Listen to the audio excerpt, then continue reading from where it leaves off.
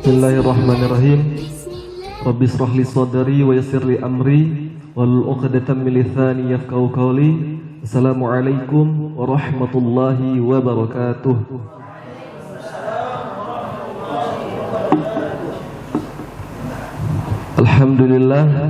Alhamdulillahilladzi hadana li hadza wa ma kunna linahtadiya laula an hadanallah. Asyhadu an la ilaha illallah wahdahu la syarika lah. Wa asyhadu anna Muhammadan abduhu wa rasuluhu la nabiyya wa rasula ba'da. Allahumma shalli ala sayyidina Muhammad abdika wa rasulika nabiyil ummi wa ala alihi wa sahbihi wasallam. Amma ba'du. Alhamdulillah, puji syukur kita kehadirat Allah Subhanahu wa taala yang mana pada kesempatan sore hari ini kita masih diberikan kenikmatan oleh Allah Subhanahu wa taala, kenikmatan-kenikmatan yang setiap harinya yang kita rasakan sebelum-sebelumnya, yakni nikmat kesehatan, nikmat kesempatan, dan yang tidak kalah penting itu nikmat Islam dan iman dan Islam yang insya Allah sampai saat ini kita rasakan.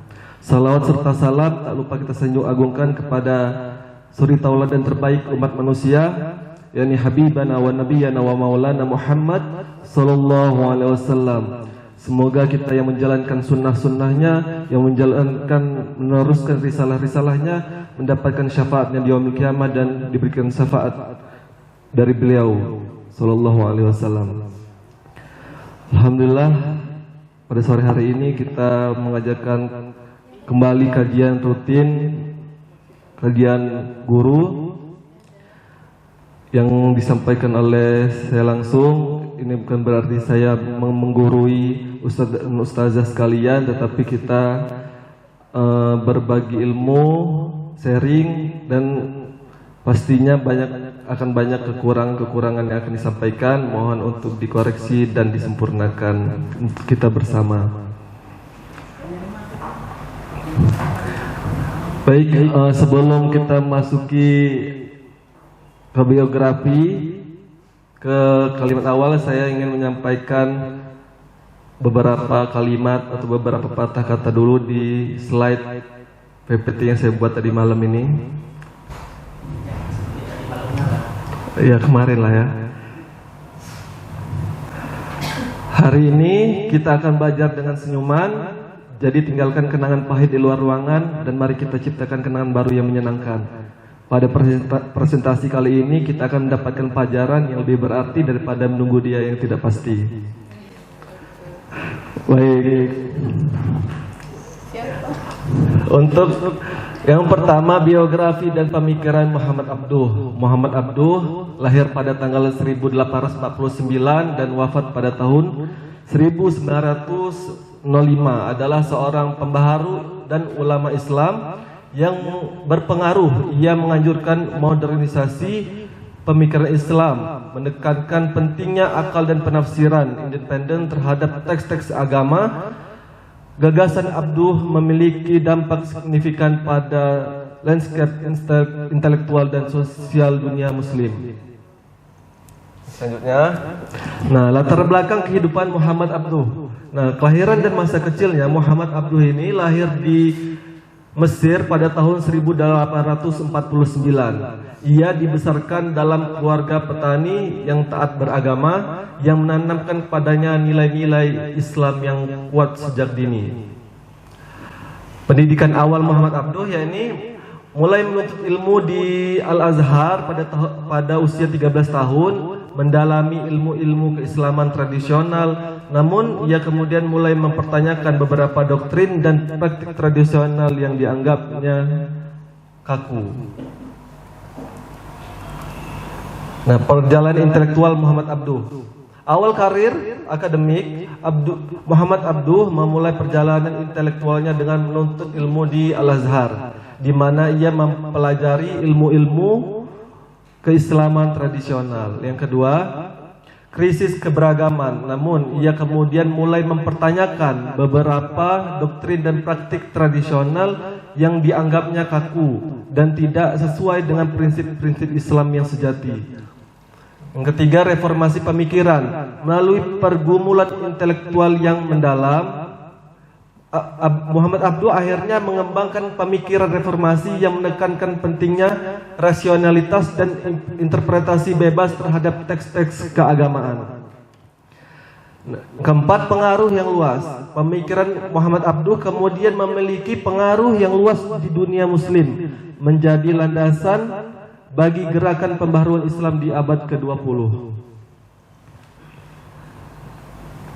Selanjutnya, konsep pembaharuan dalam Islam menurut Muhammad Abduh. Yang pertama, penekanan pada rasionalitas.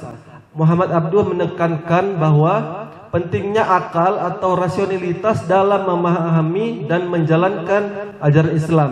Menurutnya, Islam tidak bertentangan dengan logika dan kemajuan ilmu pengetahuan. Yang kedua, interpretasi bebas teks keagamaan. Muhammad Abduh mendorong umat Islam untuk melakukan interpretasi bebas terhadap teks-teks keagamaan, tidak terkungkung oleh penafsiran tradisional yang kaku.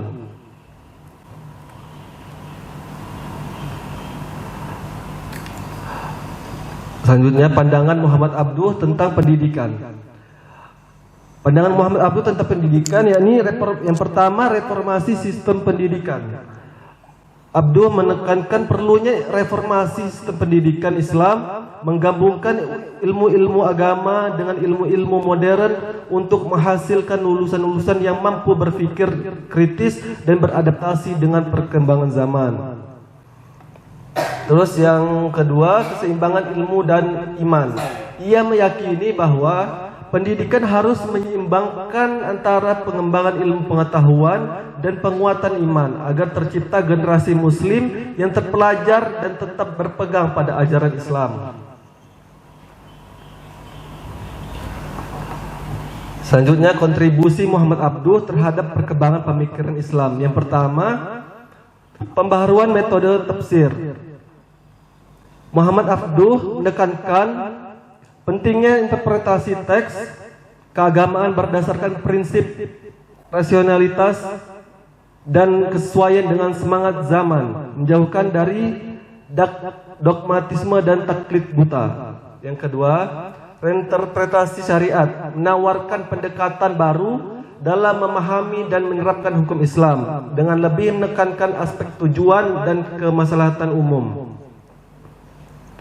Yang ketiga, kontribusinya ialah pembaharuan sistem pendidikan. Muhammad Abduh memperjuangkan reformasi sistem pendidikan Islam dengan memadukan ilmu agama dan ilmu modern guna menciptakan umat yang terpelajar dan beriman. Yang keempat, pengaruh pemikiran.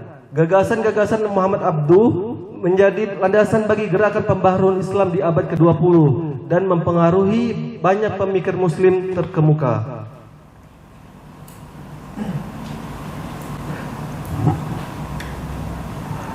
Dan selanjutnya, pemikiran reformasi Muhammad Abduh dan pengaruh dunia Islam.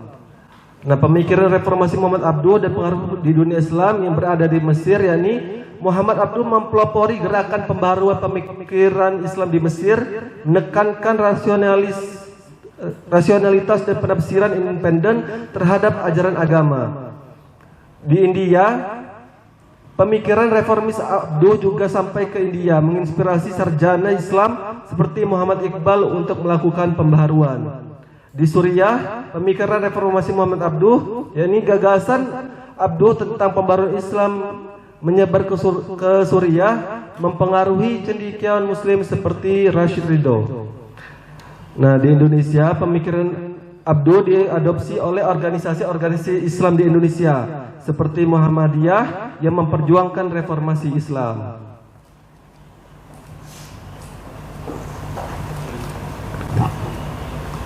Tantangan dan kritik terhadap pemikiran Muhammad Abduh. Yang pertama, konservatisme keagamaan. Muhammad Abduh dituding terlalu liberal dan mengabaikan tradisi dan otoritas keagamaan. Beberapa ulama tradisional menolak ide-idenya sebagai bid'ah. Yang kedua, akomodasi barat. Kritik lain menyebut Muhammad Abduh terlalu berorientasi pada barat dan mengadopsi nilai-nilai modernitas secara tidak selektif. Yang ketiga, konsep rasionalitas. Pemikiran Abduh yang menekankan rasionalitas dianggap mengabaikan aspek spiritualitas dalam Islam. Lalu yang keempat, respon dinamis. Meski begitu, pemikiran Muhammad Abduh terus menjadi bahan diskusi dan perdebatan di kalangan sarjana muslim hingga saat ini. Lalu yang terakhir, relevansi pemikiran Muhammad Abduh di era kontemporer atau di era sekarang. Yang pertama, pembaharuan pemikiran Islam. Gagasan Muhammad Abduh tentang reformasi dan rasionalitas dalam Islam tetap menjadi sumber inspirasi bagi pembaharu Islam kontemporer. Yang kedua, pemikiran pendidikan. Visi Abduh untuk memadukan ilmu agama dan ilmu modern dalam pendidikan Islam diadopsi oleh banyak lembaga pendidikan Islam saat ini. Dan yang ketiga, diskusi intelektual. Pemikiran Abduh terus menjadi bahan perdebatan dan pengkajian di kalangan sarjana muslim, mendorong perkembangan pemikiran Islam yang dinamis. Dan yang terakhir, pengaruh global gagasan Abduh tentang Islam yang rasional dan terbuka terhadap modernitas mempengaruhi gerakan reformasi Islam di berbagai belahan dunia.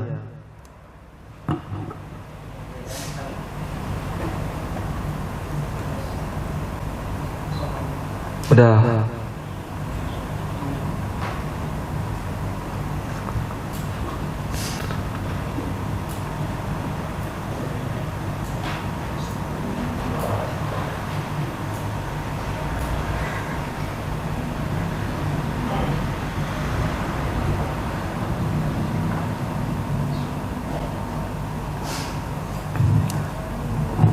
Nah, mungkin itu saja presentasi atau yang slide yang saya berikan pada teman-teman.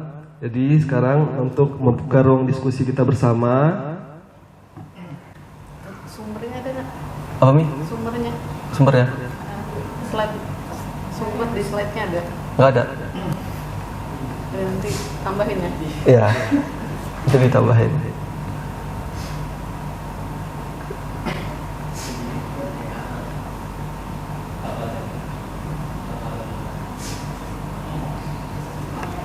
Selanjutnya tanya jawab ya, Mi? Ya, silakan tanggapan, tanya jawab. Ya, bagi teman-teman ustazah semua yang ingin bertanya dan yang ingin membantu menjawab juga nggak apa-apa,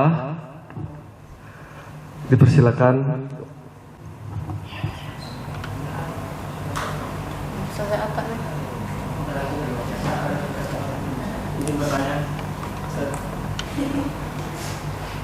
Ya, Ustaz Hadi.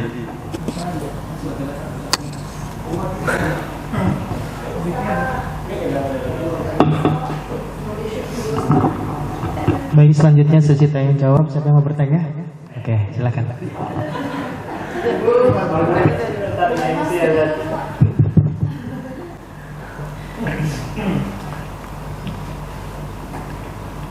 Oke, baik. Bismillahirrahmanirrahim. Assalamualaikum warahmatullahi wabarakatuh. Assalamualaikum warahmatullahi wabarakatuh.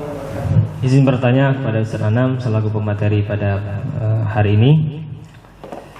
Tadi banyak berbicara tentang pemikiran ya atau pendekatan yang dibawa gitu. Kemudian juga ada gagasan-gagasan.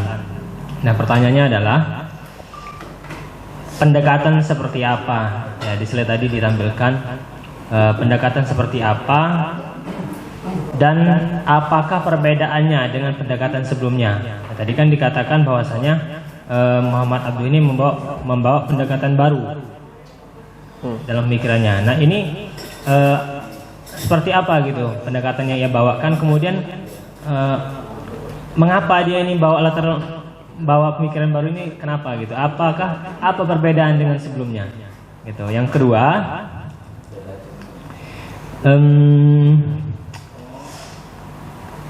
apa contoh pembaharuan yang dilakukan Muhammad Abduh sehingga dikatakan signifikan? Nah, terutama di sini saya pengen lihat dalam konteks politik dan sosial. Gitu. Terima kasih. Assalamualaikum warahmatullahi wabarakatuh. Terima kasih kepada saudara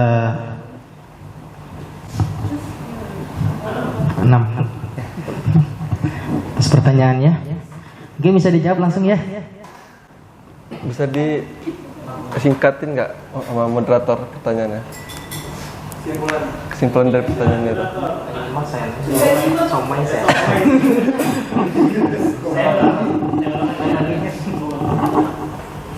Ya, secara singkat pertanyaannya adalah pendekatan tadinya di slide tadi sebelum ya bahwa itu mau pendekatan seperti apa gitu. Dia membawa pendekatan itu pasti ada asbab. Ada maksud dan sebab kan. Selain dia membawa pemikiran itu pendekatannya kenapa? Apakah apa perbedaan dengan pendekatan sebelumnya? Sebelumnya dia membawa pendekatan sendiri gitu kan. Jadi yang pertama, kedua, tadi banyak disebutkan pembaharuan dilakukan buat aku itu dikatakan secara signifikan. Ya. Maka pertanyaannya yang kedua ini contohnya apa? Contoh pembaharuan yang dilakukan oleh aku sehingga dikatakan sangat signifikan, terutama dalam hal politik dan sosial. Bisa boleh diulang lagi? Bisa. Ya, baik ya. Tadi pertanyaannya yang pertama adalah terkait tentang bagaimana pendekatan yang dilakukan oleh Muhammad Abduh dan menjadi relevansinya, apakah ada perbedaan dengan pendekatan yang terdahulu khususnya di bidang sosial dan politik? Oh, beda ya pendekatannya. Nah, yang kedua terkait tentang pembaharuan seperti apa yang dilakukan oleh Muhammad Abduh terkait tentang aspek sosial dan politik. Mungkin bisa dijawab Ustaz Anam.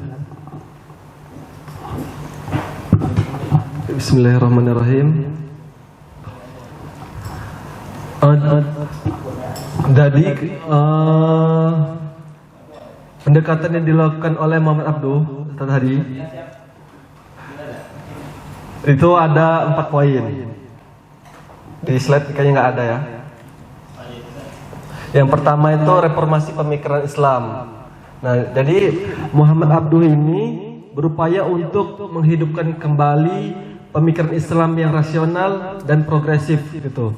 Jadi beliau itu menekankan bahwa pentingnya ijtihad atau penafsiran kembali terhadap teks-teks klasik Islam atau teks-teks keagamaan itu maksudnya ini ayat-ayat Al-Quran dan hadis gitu, agar relevan dengan konteks zaman modern atau zaman kontemporer sekarang ini.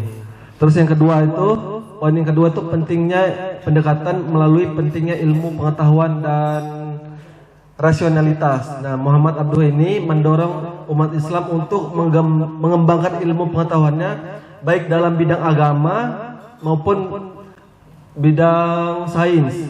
Nah, beliau ini percaya bahwa Islam ini tidak bertentangan dengan ilmu pengetahuan dan umat Islam harus beradaptasi dengan kemajuan ilmiah. Nah, contohnya yang dilakukan beliau itu tentang bidang agama maupun sains itu pada saat zaman beliau itu di Al-Azhar itu kan mayoritasnya itu belajar ilmu agama. Nah, di sekolah umumnya itu pada belajar ilmu-ilmu sains atau ilmu-ilmu yang ditransfer dari barat gitu. Jadi salah satu visi dari pembaharuan yang dilakukan Muhammad Abduh ini adalah melakukan apa ya bahasa kita ya? Mix bahasa kita itu. Jadi yang di Al-Azhar itu bisa untuk belajar tentang sains juga tanpa keluar dari konteks syariat, itu masih dalam koridor Islam lah belajar sainsnya itu. Dan di sekolah umumnya itu mereka belajar sains dengan landasan Islam. Nah, betul begitu. Nah, poin yang ketiga, pendekatan yang dilakukan oleh Muhammad Abduh itu melalui tafsir Al-Quran yang rasional. Nah, dalam tafsirnya Muhammad Abduh menekankan pemahaman Al-Quran secara rasional dan kontekstual tanpa mengabaikan nilai-nilai spiritual dan moral. Nah, beliau ini berpendapat bahwa Al-Quran itu harus dipahami sesuai dengan realitas sosial dan perkembangan zaman. Jadi bukan gimana ya? Kesimpulannya? Modernisasi ya. Ya, modernisasi. Jadi Islam itu mau sampai kapanpun nggak akan ketinggalan zaman bahasa kita ya. Nah, poin keempat, pemurnian ajaran Islam. Nah, Muhammad Abduh ini juga mengkritik praktek-praktek bid'ah atau inovasi dalam beragama dan taklid atau mengikuti pendapat tanpa dasar bukti yang menurutnya telah menyimpang dari ajaran asli Islam. Nah, maksudnya di sini Muhammad Abduh ini dalam beragama, dalam beramal itu harus ada rasional, harus akal dan harus ada dasarnya, gitu maksudnya. Dan yang selanjutnya, pendekatannya melalui pendidikan dan pemberdayaan sosial. Muhammad Abduh ini percaya bahwa pendidikan itu adalah kunci untuk memperbaiki umat Islam. Nah, maka dari itu beliau itu mendirikan berbagai lembaga pendidikan yang bertujuan untuk mengajarkan ilmu pengetahuan modern serta nilai-nilai Islam yang moderat. Yang terakhir, pendekatannya melalui Islam dan modernitas. Nah, Muhammad Abduh ini tidak menolak modernitas gitu. Jadi nggak kaku aja ngikutin yang bahasanya yang kuno-kuno aja. Jadi walaupun dia alim atau dia orang yang beragama, tapi tidak bahasanya tidak menolak modernitas gitu. Selagi itu tidak melanggar syariat atau tidak keluar dari konteks syariat, itu masih berlapang dada beliau. Selagi itu berdasar juga. Dan mungkin itu aja 6 poin dari pendekatan apa saja yang dilakukan oleh Muhammad Abduh. Nah, selanjutnya tadi hal apa saja yang dilakukan yang sehingganya bisa dikatakan signifikan, apalagi yang mengenai sosial dan politik ya. Nah, untuk selanjutnya saya kasih kesempatan teman-teman, apabila teman-teman ingin menjawab atau ingin berkesempatan membantu, saya persilakan.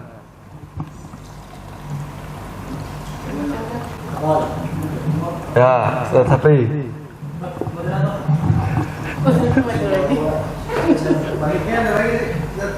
Ini lebih katanya nggak nyala. Gimana? Coba dikeluarin dulu. Nih.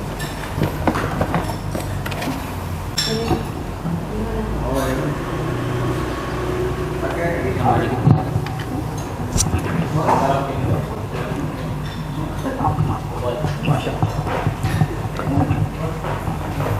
Baik, terima kasih kepada Ustaz Khairul Anam atas materi yang sangat luar biasa tentang sejarah dan pemikiran Muhammad Abduh, ya, tokoh ulama kontemporer, ulama modern dari Mesir ya.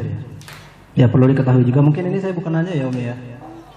Mungkin hanya menambahkan ya, menambahkan terkait ya kontekstual dan pemikiran dari Muhammad Abduh. Yang perlu diketahui juga, Muhammad Abduh itu tidak bisa, mereka tuh sepaket lah bahasanya dengan siapa? Dengan muridnya, yaitu dengan nama muridnya tadi di situ disampaikan dengan siapa? Yaitu dari ulama dari Suriah, yaitu Rashid Ridho. Nah, mereka itu satu paket lah bahasanya gitu. Dalam perspektif saya lah, yang saya. Karena perlu diketahui juga, mereka berdua itu menulis sebuah, bahasa kita sebuah manuskrip atau tafsir. Karena di situ tadi di PPT tidak disampaikan terkait tafsirnya. Kita perlu diketahui mereka menulis sebuah tafsir yang bernama Tafsir Al-Manar. Nah, itulah hasil dari pendekatan pemikiran rasionalitas dari para Muhammad Abduh dan Rashid Ridho. Dan perlu diketahui juga, Muhammad Abduh dan Rashid Ridho itu dijeboli didoktrin oleh pemikiran siapa?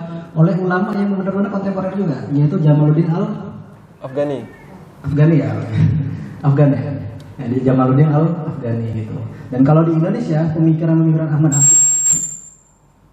Cek. Nggak bisa ya. Tes satu. Nggak kali ya satu ya. Oh ada ya. Nomor 2 berarti. Oke, sampai mana tadi? Terkait pemikiran Muhammad Abduh dan pemikiran Rashid Ridho, kita perlu ketahui juga kalau di Indonesia pemikirannya dibawa oleh siapa? Kiai Haji Ahmad Dahlan, yaitu dari Muhammadiyahnya. Nah gitu, sampai-sampai ketika itu Ahmad Dahlan pulang ke Indonesia, itu dicap liberal, dicap sekuler karena membawa pemikiran-pemikiran Muhammad Abduh dan Rashid Ridho. Ini sekuler nih, liberal nih. Maksudnya mau pindah kiblat yang awalnya udah menetap di situ di Masjid Kauman itu, sehingga pindah ke sini karena dia bawa pemikiran Muhammad Abduh ini gitu. Ya, jadi perlu diketahui juga terkait pikirannya itu tadi terkait pendekatan apa? Pendekatan integrasi dan interkoneksi antara pemikiran Islam dengan pemikiran sains. Itu Islamisasi. Apa? Islamisasi sains ya, gitu ya. Jadi antara pemikiran Islam perlu dipadukan dengan ilmu kontemporer, yaitu ilmu sains, ilmu pengetahuan alam pada umumnya. Makanya ya keren lah gitu terkait pemikiran Muhammad Abduh. Ya perlu kita telaah, perlu kita bedah terkait pemikirannya. Sampai-sampai ya kalau misalkan ini jadi mazhab, jadi Muhammadiyah itu kalau misal dibuka referensinya, karena saya pernah menulis sebuah jurnal ya, tafsir wakaf produktif perspektif tafsir Al-Manar, karya Muhammad Rashid Ridho dan Muhammad Abduh yang sudah saya terbitkan di ininya Muhammadiyah. Ya gitu, ya Umi ya, kurang lebih hanya itu sebatas saya sampaikan, tapi kurang lebih sudah bagus terkait Ustadz Anam ya, penyampaian Muhammad Abduhnya gitu. Keren. Politik sosial, nah kalau politiknya kalau perlu ketahui juga, ya cikal bakal pemikiran kerasnya ya apa ya bahasanya Hasan Al-Banna, cikal bakal Ikhwanul Muslimin juga itu sebenarnya tercelup lah, tersebiguh ya dari pemikiran Hasan Al-Banna itu. Ya, Hasan Al-Banna, mohon maaf, dari Muhammad Abduh tersebut ya, atau Rashid Ridho. Nah itulah cikal bakal terkait pemikiran dari siasinya ya, dakwah ilmu politiknya dari Muhammad Abduh dan Rashid Ridho, karena dia membawa pemikiran-pemikiran seperti dari barat, tapi bukan berarti dari barat langsung dicelupkan saja, tapi disortir, disaring dari pemikiran barat dan pemikiran Islamnya. Terima kasih.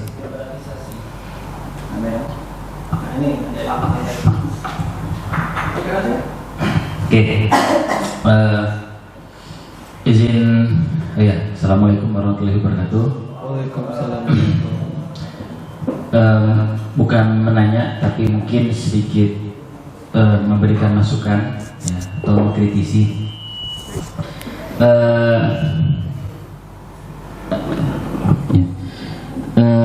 Teman-teman semua, terkhususnya terhadap diri saya sendiri, kita tahu bahwa munculnya tokoh seperti Muhammad Abduh, Rashid Ridho, lalu kemudian Jamaluddin Al-Afghani, itu kan 3 orang yang ibaratnya kita bisa katakan sepaket ya, sepaket.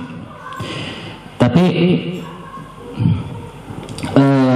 mereka itu bisa menjadi tokoh pada zamannya, itu pasti ada sebab dan akibatnya, yaitu hukum kausalitas lah, bisa semacamnya, yang dimana urgensi dari yang dibawa ya, yang dibawa oleh para tokoh ini pasti ada relevansinya dengan apa yang terjadi dengan kita pada hari ini gitu. Kita melihat bahwa Muhammad Abduh, Rashid Ridho, dan Jamaluddin Al-Afghani, ya terusnya mungkin Muhammad Abduh, mereka pasti ketika ingin melakukan sesuatu itu pasti memiliki referensi. Dalam arti ya namanya mereka tokoh gitu kan, dan keilmuan mereka itu didapatkan dari bukan sembarangan. Dalam arti ini ya, dalam arti ini mereka pasti belajar lah ya, gitu kan. Yang dimana semangat belajarnya Muhammad Abduh ya, bahkan kemarin kan minggu lalu sebelum pertemuan ini kan saya menyampaikan Rashid Ridho ya ya, yang dimana Rashid Ridho itu sampai menghampiri Jamaluddin Al-Afghani Jamaluddin Al-Afghani apa Rashid Ridho ya? Jamaluddin ya, saya kan ya, namanya sumber dari apa yang disampaikan gitu. Karena tadi balik ke kontekstualisasi semangat yang dibawa oleh Muhammad Abduh sendiri, ya gitu. Kira-kira saya agak muter nih ngomongnya, tapi kira-kira poinnya tertangkap gak? Ya intinya sih sebenarnya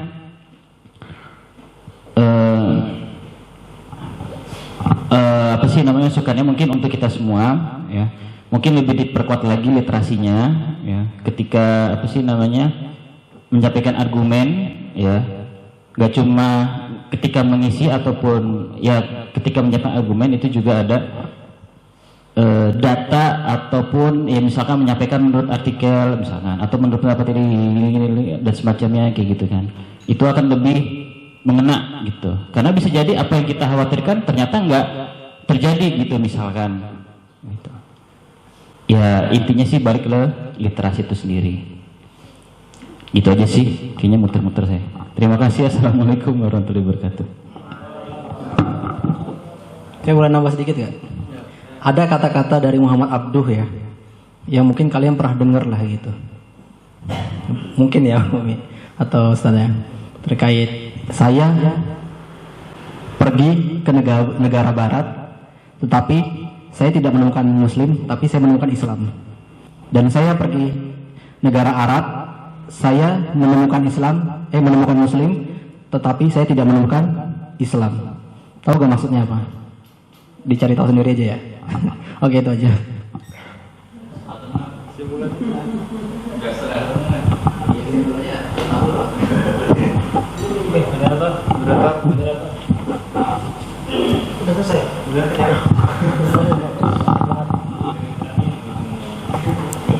Ya, terima kasih kepada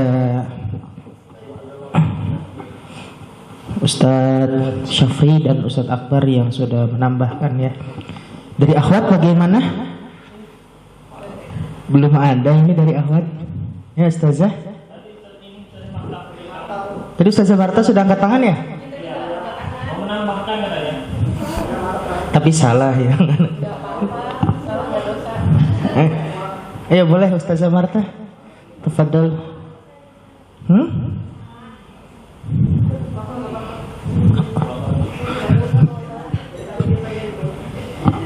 Ya silahkan Ustazah.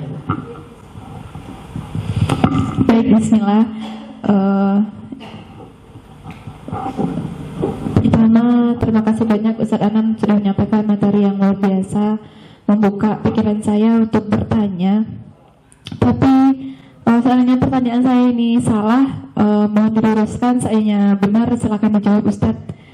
Tadi saya menangkap bahwasanya ada pandangan tentang pendidikan, reformasi sistem pendidikan di mana menggabungkan ilmu agama dengan ilmu modern sehingga meminta kita untuk berpikir kritis gitu.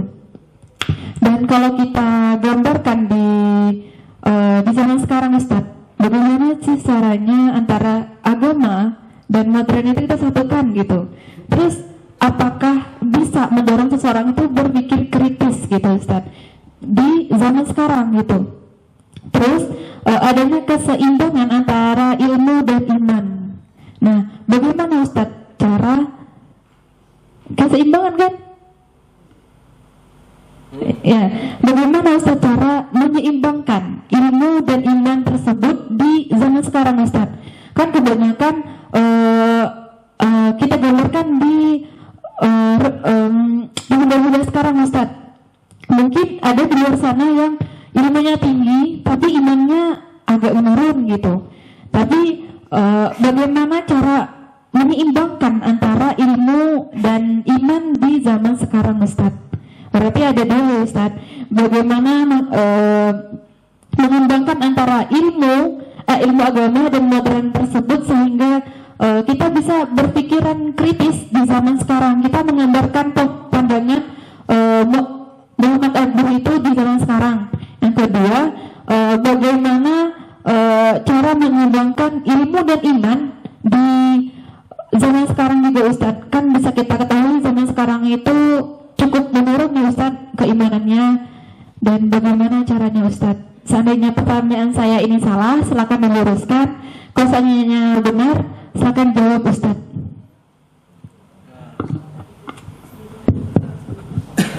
Bismillahirrahmanirrahim. Mungkin saya jawab yang pertanyaan kedua dulu ya. Bagaimana cara menyimbangkan iman dan ilmu?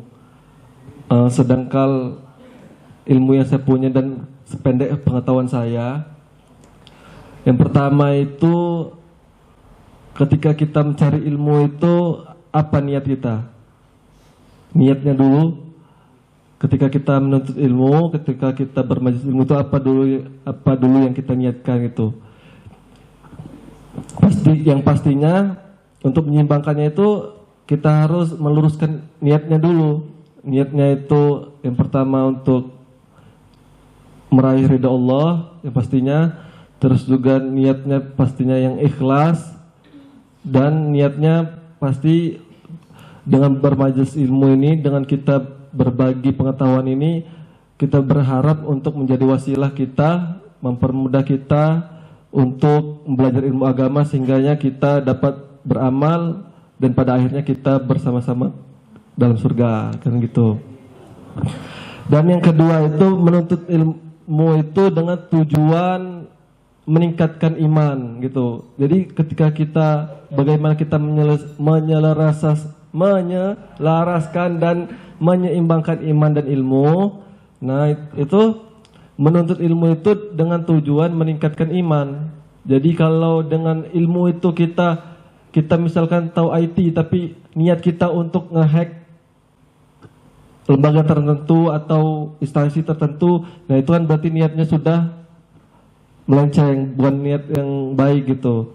Terus yang ketiga, bagaimana menyeimbangkannya itu ilmu yang kita pelajari, ilmu yang kita dapatkan dari guru-guru kita, itu kita usahakan dan upayakan untuk menerapkannya di kehidupan kita sehari-hari gitu. Jadi ketika kita belajar, kita pulang dari lingkup masing-masing mungkin, nah kita terapkan, kita upayakan, kita usahakan untuk kita terapkan di kehidupan kita sehari-hari gitu. Terus yang terakhir itu setelah niat kita untuk menuntut ilmu itu apa, dan yang kedua itu menerapkannya di kehidupan kita sehari-hari, dan yang terakhir itu meminta pertolongan pada Allah Subhanahu wa taala sehingganya ilmu yang kita dapatkan, ilmu yang kita cari, ilmu yang kita jemput itu bisa berguna, bisa bermanfaat, bukan untuk menurunkan kualitas kita di hadapan Allah, tapi dapat meningkatkan kualitas kita di hadapan Allah Subhanahu wa taala gitu. Itu pertanyaan kedua. Pertanyaan yang pertama tadi apa Ustazah? Pertanyaan yang pertama? Bukan, itu yang kedua. Oh. Nilai-nilai Islam ke dalam nilai-nilai ilmu pengetahuan. Sebenarnya saya ini berusaha menjawab karena saya sudah memiliki pengalaman di masa sekolah dulu, di MAN 1 Lampung Tengah. Jadi dulu saya bertemu dengan seorang guru fisika bernama Pak Ari Rahmat. Beliau yang menyadarkan saya bahwa sebenarnya ilmu fisika bahkan itu bisa sangat direlevansikan dengan Al-Quran dan hadis. Jadi saya belajar dari beliau, ternyata bisa nilai-nilai keilmuan itu memang ada pembuktiannya di Al-Quran dan hadis gitu. Jadi semakin lama kita belajar tentang fisika, semakin lama kita belajar tentang ilmu pengetahuan, itu membuat jiwa kita atau hati kita itu semakin menggebu-gebu untuk mengenal Islam lebih dalam, dan jadinya makin tahu dan makin sangat luar biasa gitu untuk mengetahui kebesaran-kebesaran Allah. Nah, yang saya tahu dari beliau, cara-cara beliau untuk bagaimana sih menginternalisasikan ilmu pengetahuan dan nilai-nilai Islam. Jadi di ilmu pengetahuan, kalau dalam ceramahnya Ustadz Zakir Naik, sekitar 80% dari ilmu Al-Quran, di dalam Al-Quran, 80%-nya itu sudah dibuktikan dengan ilmu pengetahuan atau sains. 20%-nya manusia belum mampu untuk membuktikannya dengan ilmu sains. Nah, jadi di situ sebagai landasan saya bahwa ternyata memang benar-benar bisa nih ilmu pengetahuan itu direlevansikan dengan nilai-nilai Islam. Contohnya saja di Pak Ari Rahmat yang beliau terapkan, setiap ada mata pelajaran fisika, misalnya mata pelajaran tentang energi, ekuivalensi massa energi. Di situ rumusnya adalah E sama dengan massa dikali dengan kuadrat dari kecepatan cahaya. Kalau kita mikir itu teori dan rumus aja gitu kan biasanya di dalam sekolah. Tapi beliau enggak. Beliau menginternalisasikan dengan nilai-nilai Islam. Misalnya bisa diinternalisasikan dengan jadi energi itu kan berbanding lurus dengan massa dan kecepatan cahaya. Nah, kalau kita internalisasikan dalam nilai-nilai Islam, misalnya semakin banyak atau semakin besar energi kebaikan yang kita lakukan, maka itu akan berbanding lurus dengan massa atau bobot pahala, tabungan pahala yang kita dapatkan, dan semakin cepat laju untuk kita bisa mencapai jalan menuju surga. Itu. Jadi dari yang tadinya cuma E sama dengan M kali C, itu bisa menjadi definisi yang sangat luar biasa. Kalau misalnya kita bisa menginternalisasikan dengan nilai-nilai Islam dan dikaitkan juga dengan Al-Quran gitu. Contohnya landasan dari Al-Baqarah ayat 261 ya, yang bagaimana kalau misalnya kita berbuat baik atau menginfakkan rezeki ya, itu akan yang tadinya perumpamaan orang yang menginfakkan hartanya di jalan Allah seperti sebutir biji yang menumbuhkan 7 tangkai. Pada setiap tangkai ada 100 biji. Allah melipat gandakan bagi siapa yang Dia kehendaki dan Allah maha luas dan maha mengetahui. Nah, ini sangat relate sekali dengan definisi tadi yang E sama dengan M kali C gitu. Itu contoh yang sangat sederhana. Selanjutnya, saat saya memiliki pengalaman di lingkungan SMA IT Permata Bunda, di sana kurikulumnya itu menginternalisasikan nilai-nilai keilmuan dengan nilai-nilai Islam. Jadi di RPP-nya itu sudah ada landasannya. Misalnya mau belajar fisika tentang bab apa, di atasnya itu landasannya harus ada dulu landasan dari Al-Quran maupun hadisnya. Nah, dari situ nanti diurutkan dijabarkan. Nah, dijabarkan detailnya melalui ilmu pengetahuan. Sebagai apa? Sebagai pembuktian bahwa yang di Al-Quran tadi ini, landasan Al-Quran ini itu benar gitu. Jadi anak-anak di sana itu mereka tahu landasannya dulu. Kenapa sih saya harus belajar fisika? Kenapa sih saya harus belajar tentang hukum Newton? Karena udah dikasih tahu dulu di RPP itu awalnya, oh landasannya ini loh dalam Al-Quran dan hadis dan Islam gitu. Lalu dijabarkan apa saja sih nilai-nilainya gitu, materi-materinya, dan selanjutnya diinternalisasikan dengan kehidupan gitu, dengan ilmu-ilmu di kehidupan sehari-hari gitu. Jadi belajar fisika itu nggak cuman semangat aja, tapi juga jadinya paham ternyata Islam itu syumul, Islam itu menyeluruh, bahkan di fisika pun ada Islamnya, nilai-nilai Islam. Mungkin begitu Ustaz, cara guru saya dan saya yang tahu di SMA IT Permata Bunda. Mungkin begitu, berdasarkan pengalaman. Begitu Mbak.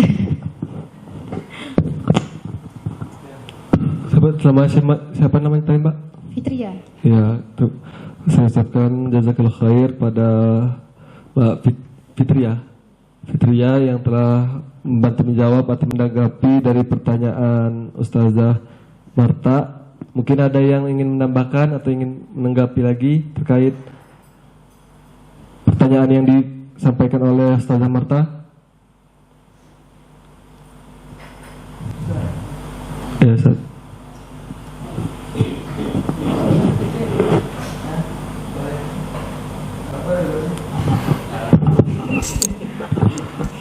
Bismillahirrahmanirrahim. Assalamualaikum warahmatullahi wabarakatuh.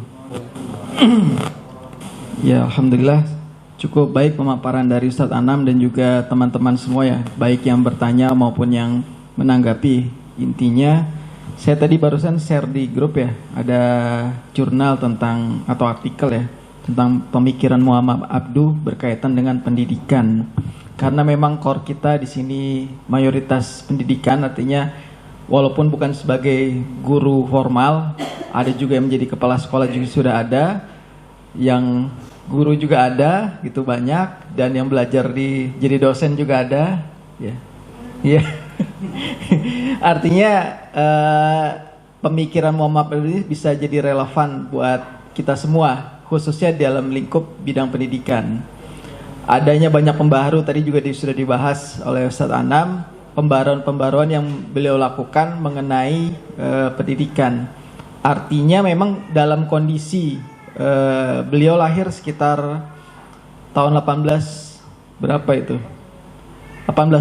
ya, 100 tahun sebelum Indonesia merdeka. Artinya kalau kita melihat gambaran beliau lahir kemudian nanti tumbuh, beliau meninggal 1905. Itu kondisi dunia Islam seperti apa? Nah, kondisi dunia Islam dalam masa itu adalah menuju era keterpurukan. Kalau kita melihat nanti Turki Utsmani itu selesai di 19 berapa? Runtuh Khalifah. Ya, 1924. Artinya kan beliau wafat 1905. Artinya sebelum itu era kemunduran Islam itu sudah ada. Sehingga beliau mereformasi, kemudian melakukan penelitian, melakukan pemikiran-pemikiran yang mendalam atas fenomena umat Islam yang terjadi ketika itu. Sehingga tercetuslah ide-ide pembaharuan, ide-ide berusaha untuk menghindari taklid dan segala macamnya. Nah, bisa jadi itu bisa relevan dengan kita hari ini. Jangan-jangan kita hari ini juga seperti itu. Jangan-jangan gitu. Jangan-jangan kita selama ini taklid aja nih, tidak berpikir kritis. Apa kata Ustadz, iya aja gitu. Enggak, bukan salah, bukan saya menyalahkan Ustadznya gitu. Tapi sikap kritis kita harus kita munculkan. Gitu. Kalau kita mau mengambil ibroh dari apa yang dipaparkan oleh Ustadz Anam tentang pemikiran Muhammad Abduh, sehingga sikap kritis itu ya harus dibutuhkan hari ini. Nah, kaitannya tadi dengan ada pertanyaan Ustazah Marta atau yang lainnya tentang adab dan segala macamnya. Nah, ini kadang yang saya menjadi otokritik buat kita semua, ini menjadi bagian dari juga mudah-mudahan kita berpikir kritis adalah kita sering mengedepankan adab terhadap guru.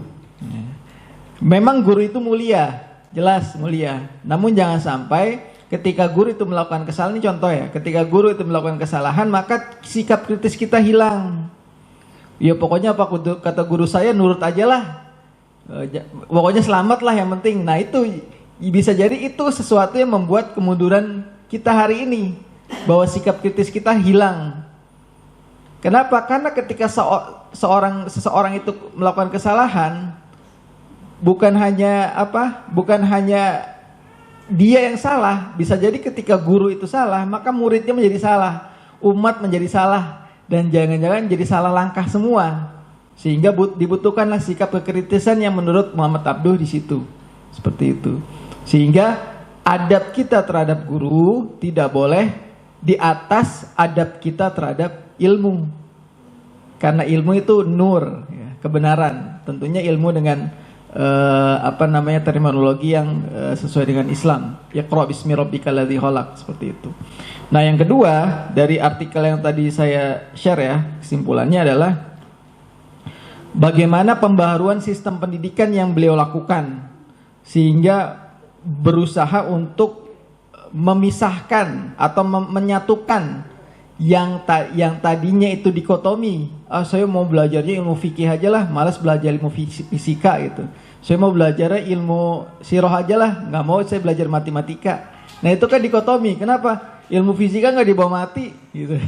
Nah itu dikotomi tuh. Nah beliau lakukan adalah mempersatukan itu gitu. Islamisasi kalau Insis bilang, islamisasi ilmu pengetahuan. Sehingga jangan sampai nih mentang-mentang teman-teman yang ada belajar syariah menjelekkan teman-teman yang belajar ilmu dunia, ilmu fisika, matematika, kimia dan segala macam. Itu ilmu nggak dibawa ke surga gitu.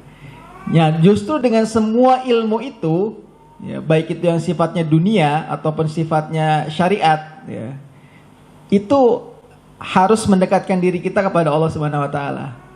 Tadi bagus yang disampaikan Fitria ya, artinya pendekatan-pendekatan itu diperlukan. Nah, bisa jadi itu bagian dari islamisasi ilmu pengetahuan. Nah itu yang mungkin yang dipikirkan, dicetuskan oleh Muhammad Abduh menjadi bagian dari islamisasi pengetahuan. Dan seharusnya dunia kita yang berkecimpung di bidang pendidikan, baik itu non formal maupun formal, bisa mengambil ibroh, bisa mengambil pemikiran itu yang bisa kita terapkan dalam keseharian kita, khususnya dalam praktek pendidikan. Sehingga tidak perlu lagi membeda-bedakan mana ilmu dunia, mana ilmu akhirat. Dalam artian ilmu dunia itu nggak dibawa ke akhirat gitu. Bahkan sampai ternyata siapa emak bilang apa? Buat apa pinter kalau nggak masuk surga? Justru kita harus pinter biar masuk surga. Karena orang bodoh, orang bodoh dia nggak tahu apa-apa, nggak bisa mengerti apa-apa. Ya jangan-jangan dia nggak tahu jalan ke surga itu yang mana. Seperti itu. Makanya ayat pertama yang Allah turunkan adalah Iqra. Ya, suruh baca agar kita berilmu, mengetahui mana yang benar dan mana yang salah dan seterusnya dan seterusnya. Itu yang masukan dari saya. Mudah-mudahan bisa diambil manfaatnya. Assalamualaikum warahmatullahi wabarakatuh. Terima kasih kepada jazakallahu khair kepada Ustaz Farizal yang telah menanggapi atau menambahkan. Selanjutnya ada yang ingin menanggapi lagi?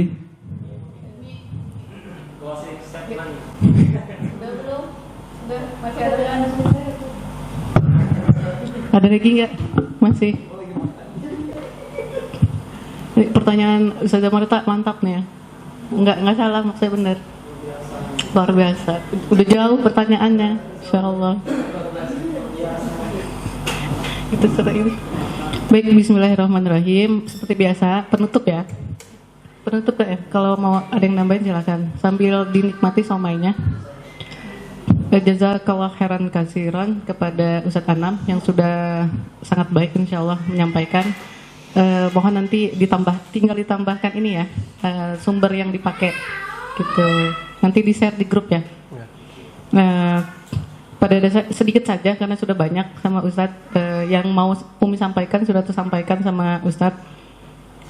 Begini, dari kita melihat ya kan ya, kebangkitan Barat itu 17 ya, abad 17 bukan? Ustadz Safri, Ustadz Akbar, kebangkitan Barat itu abad 17 bukan? Benar ya? Cek. Nah, 17-18 ya, oke.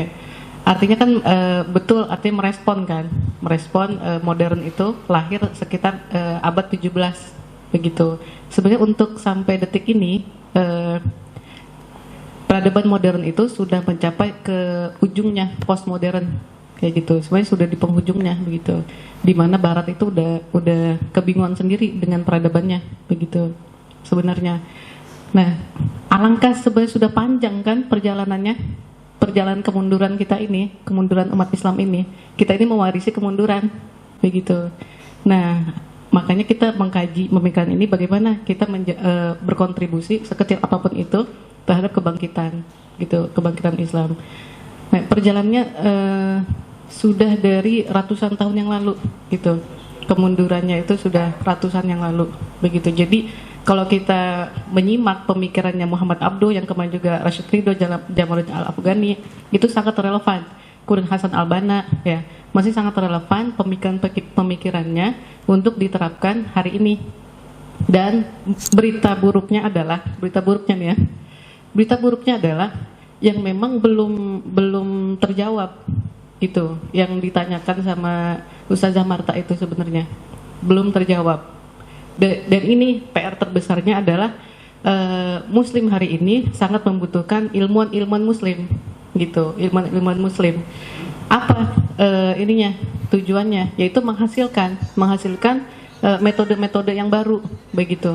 Kenyataannya begitu, gitu. Jadi ide besarnya atau pemikiran besar dari Muhammad Abduh dan kawan-kawan ini adalah integrasi, gitu. Karena diawali dari fenomena saat itu dikotomi tadi antara ilmu agama sama ilmu dunia itu dipisahkan gitu dan saling ngenyek kayak gitu di masa itu dan sampai saat ini kan begitu ya tidak masih berlangsung kan sampai saat ini kan dikotomi itu gitu.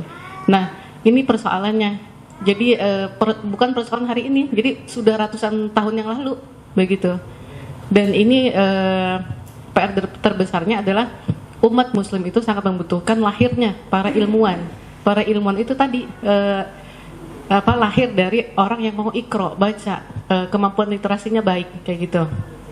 Jadi literasi itu tidak hanya membaca ya, tapi kemampuan untuk mencerna sebuah keadaan dari sebuah tekstual ya kan ya, kemudian dikontekstualkan, kemudian nanti dihasilkan produk. Produknya itu dengan instrumen-instrumen kan ya. Kalau sudah S2 mah mungkin kan nggak asing ya instrumen karena lebih tajam kalau di S2 itu untuk menghasilkan produk itu produk untuk menjawab sebuah persoalan rumit, pusing. Iya. Pusing nggak sih? Nggak ya? Sambil makan somai nggak pusing ya? Begitu. Jadi memang keadaannya begitu, teman-teman semua. Dan semoga sekecil apapun yang bisa kita sudah mengkaji seperti ini pun itu sudah sangat baik kayak gitu, insya Allah. Baik, jadi PR-nya itu sih yang pertama ditampilkan sama Ustadz Anam ya. Yang pertama itu yang tidak ada kabarnya itu mohon dicari. Jadi agar segera menyumbangkan ke peradaban. Wallahu a'lam bishawab. Wassalamualaikum warahmatullahi wabarakatuh. Faratul Majlis. Astaghfirullahalazim, astaghfirullahalazim, astaghfirullahalazim. Subhanakallahumma wa bihamdik, asyhadu an la ilaha illa ants, astaghfiruka wa atubu ilaik. Saya selaku moderator pada hari ini mohon maaf jika banyak kekurangan dalam penyampaian kata. Saya akhiri, wabillahi taufiq wal hidayah, warida wal hinayah, barakallahu fikum. Assalamualaikum warahmatullahi wabarakatuh.